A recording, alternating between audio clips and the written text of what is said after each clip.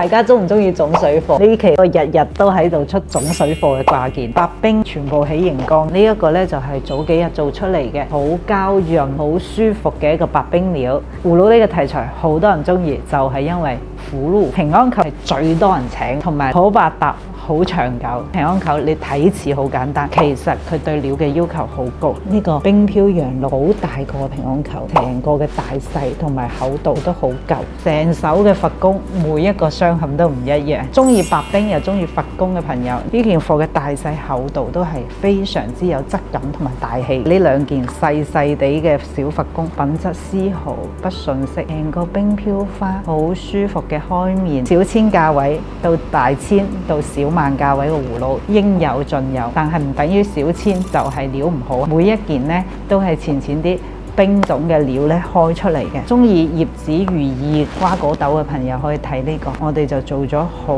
多個款式。呢盤嘅種水料咧，相對嚟講會厚重啲，咁靚嘅品質，1萬多啲嘅價位你就可以請到啦。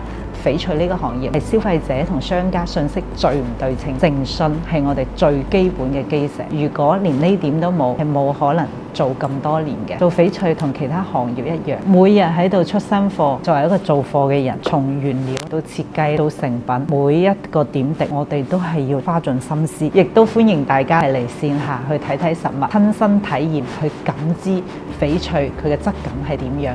揀一件最啱自己眼緣嘅，關注錢錢請翡翠唔踩坑。